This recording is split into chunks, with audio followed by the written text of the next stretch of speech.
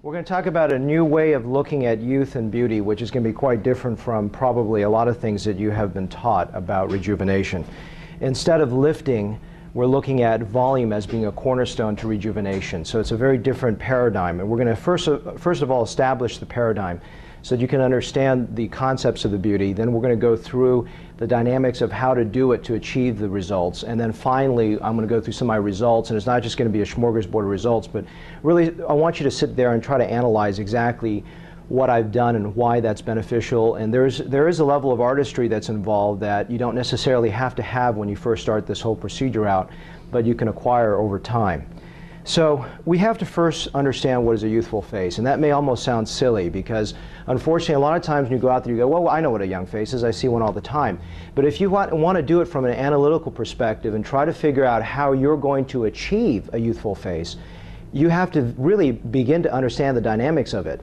Otherwise you get a lot of people that look very tight but they don't look very youthful. So it's a concept from the ground up that I had to relearn even after fellow look at volume shaping, and we took rejuvenation. We have to look at the full volume and shape of a face. The heart-shaped face of youth, the triangle. You saw in Christy Brinkley the triangle like this. What happens over time is that triangle flips. The jowls get more prominent and everything begins to move toward the lower face. Both, yes, gravity, and also because of volume gain. So I just talked about volume loss, but there is a component of volume loss and volume gain. So what we have to do is look at our friends, the dermatologists, who really don't look at gravity. They look at hypertrophy-atrophy models. And I really sort of marry the idea that we have to look at our colleagues, dermatologists and facial plastic surgeons, to find out what exactly is the right strategies. Also understanding that the face of youth has tremendous highlights, a lot of luminosity. I like that word because it captures exactly what I'm trying to do. Because when I see a youthful face walk through my door that I've created, even 30 feet away, the presence is there. I can see they look great. Before I can see a wrinkle, before I can see the brow position, they look youthful. And really no transition zones. Very few ideas of where one part transitions to another.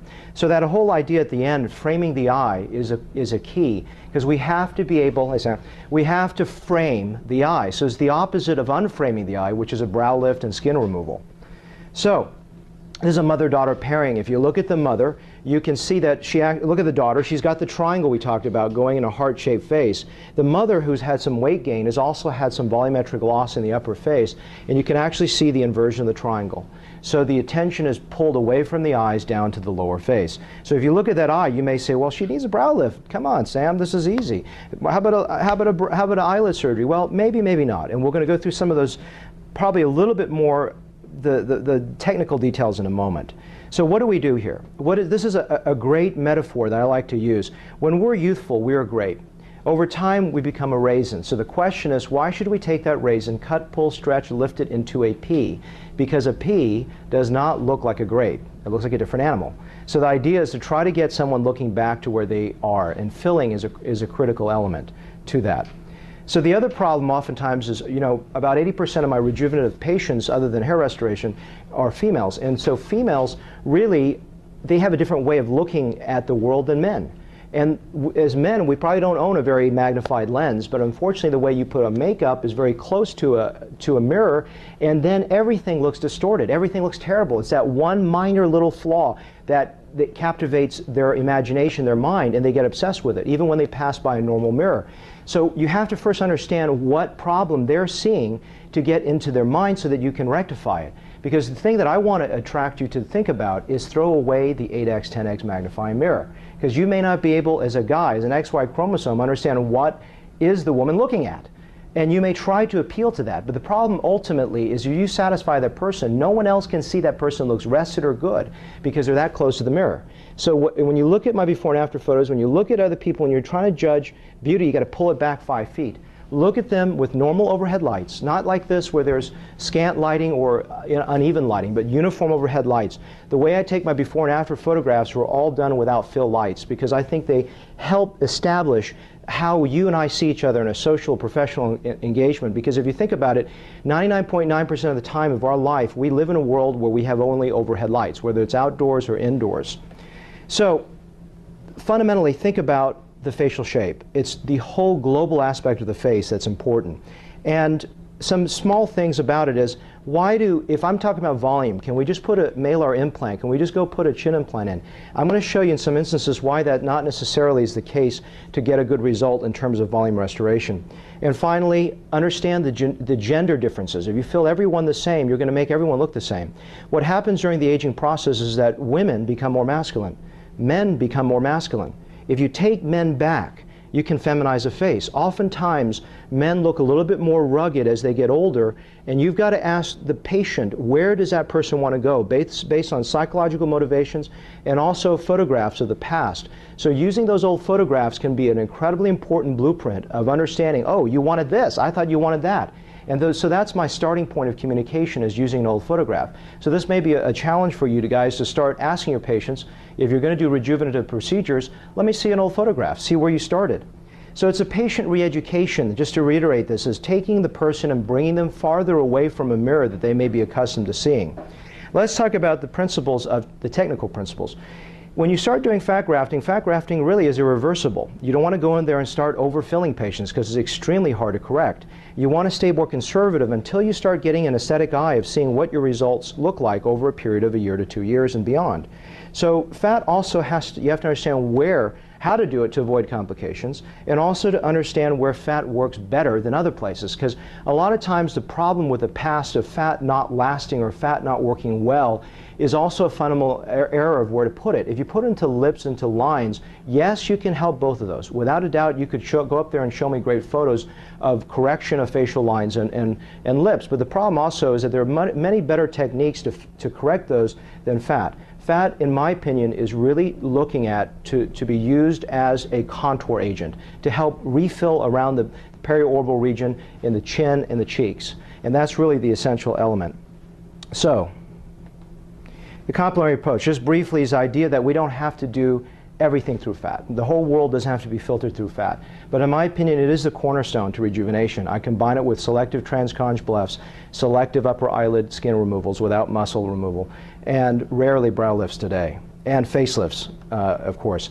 So this book that I wrote really tries to make it easy. Make it more like a cookbook recipe for someone approaching it for the first time.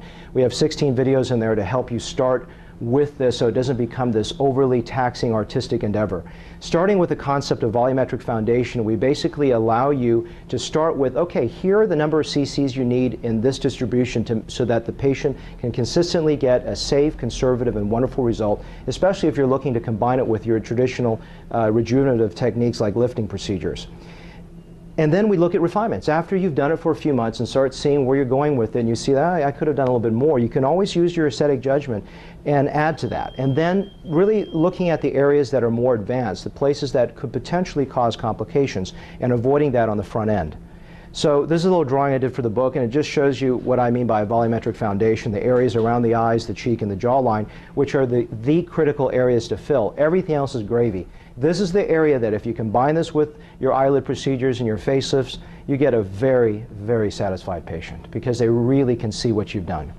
Refinements are just adding the little things and nuances, the areas that, you know, as you get a little bit more skilled in your experience level, where you could put a little bit more. And finally, things that may be complicated, the areas that are more, in my opinion, somewhat corrective in the upper eyelid due to overzealous prior blepharoplasty, and also temporal fills.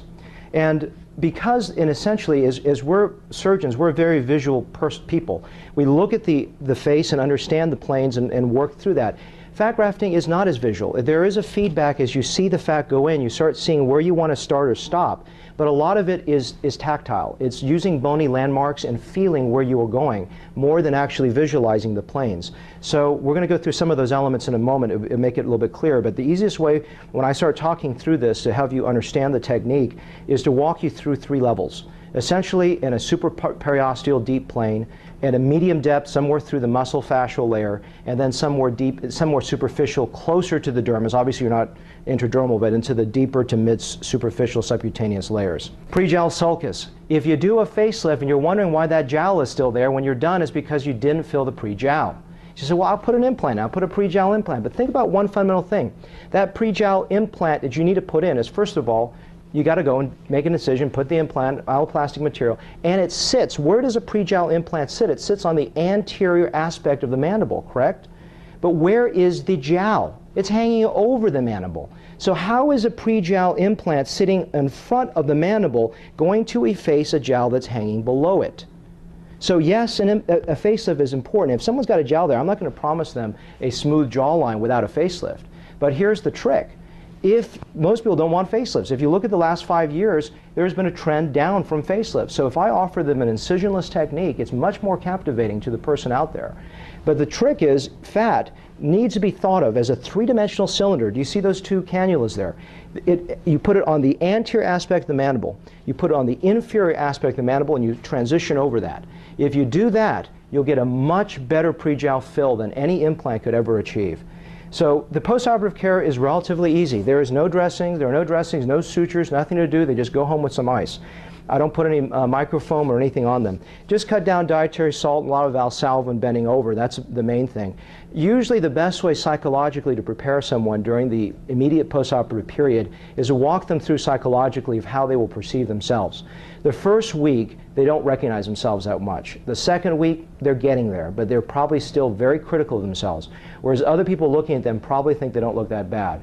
By the time they hit their third week, that's when they begin to accept where they are. But almost every one of my patients only takes about 7 to 10 days off. And that's using other people's photographs during that time, videos, and using their own photos and following them really helps them understand this. Let's talk about the first goal, inverting the triangle. Do you think I did a facelift? Do you think I did liposuction? I did take a little skin from the upper eyelid, but the triangle has fundamentally been inverted for this 46-year-old. And I think I've actually somewhat undercorrected her lower eyelid, but you don't notice it as much because there's a nice balance of the face. The pre-jowl sulcus has been eliminated simply with fat, and this is held now for 14 months. This lady here is about 8 months out. If you look at her, it looks like she needs a brow lift. It looks like she may need a blepharoplasty. It looks like she may need a facelift or a cheek implant. But all of this is done with fat grafting. There has been no cutting at all. And if you see that there's a bony exposure of the upper eyelid, that is a fundamental problem. So what I did was I framed down the eye. What you see is initially is an eye bag. That's not an eye bag. That's an emptiness there. And you can see the triangle has been flipped. In fact, one of the major fears people have with fat grafting is I'm going to look fat. Which looks fatter, the lady before or after? How about the one before I just showed you? Which looks heavier? That's because what makes someone heavy is this. Is that what you're trying? I want to bring this yeah, so you can see a little better. It's hard to see. Oh, okay, thanks. Thank you. If you look, do you think I took an eye bag out, or that I lifted the brows, or I took skin out, or did a facelift, or I put a chin implant?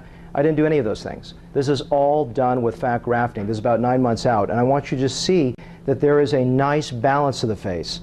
If you look at this, she's had a facelift on the left, but it's not really done anything. This is fat grafting around the eyes, the lower eyelid, the brow, and the jawline. If you can see, and she's lifting her brows a little bit, but that's positional inconsistency. But I want you to really see what the problem is. It's a fundamental bony attribute to the mid and upper face. And that is what I corrected. You don't need a brow lift here. And an eye bag would be a more assured way to achieve this result, but I've achieved it pretty well. And I always consult my patients that a transconch bleph, when the bag is significant enough, probably should be considered as a corollary to getting a good result there. The lady on the left here has had cheek implants, chin implant, and a facelift, but she still looks tired. She still has a jowl. The example on the right is shown just with fat grafting. I've eliminated the pre-jowl sulcus. I've actually, if you think about why the cheek implant has failed, when you get a bony upper face and you put an implant under there, what does it look like? It looks like bone. So what is the issue then? You know, if someone said, well, let me just eat more food. Well, if you eat more food, you just get a heavy face. I'm actually lightening the face with fat. I'm framing down the eye, and I'm actually, in this case, softening transitions because the cheek implant exacerbates those transitions, further hollows the suborbital rim. It further hollows the buccal sulcus. What this is doing is blending. It's blending everything. And here's the other trick. What is the most feminizing attribute of the face? This is not going to be on your board exams, unfortunately. It's the anterior cheek. And if you see what the cheek implant was positioned, it was over the lateral zygomatic arch. That's masculinizing. So I want you to understand a different approach toward a feminine face. Framing the eye, the reverse of the brow lift and blepharoplasty. This lady on the left has been fundamentally altered. Her identity is not even the same. She's had everything taken away from her. Brows lifted, her skin removed, everything taken away. And what's amazing is, at least I can start with an old photograph. It's not a perfect result, and as I told you, fat does not eliminate lines. But at least I can slowly bring her identity back to her.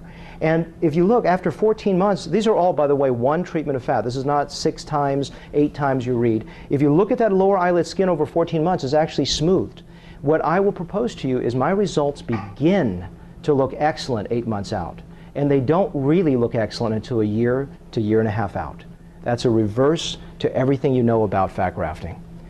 If you look at this lady, looks like she, what are you gonna do to make that eyelid rejuvenated? It's skin shrink wrapped on bone. You're gonna do a brow lift? You're gonna take skin out? What skin? You're gonna take fat out? What fat? And if you think about it, if she didn't have surgery on the left, but that's what surgery does, is it takes the frame out of your eyes. And aging and surgery have done the same thing for her, but she hasn't had surgery. So it's filling. It's filling down the eye, the cheek, and the jawline, and creating, and she did not have a facelift. Would she benefit from a facelift? Fundamentally, yes. But she, you know, when you look at cost-benefits ratios and what you want to do when you get in the real world, this is what people choose. So using an old photograph, can we make a patient actually look like themselves in the past? Does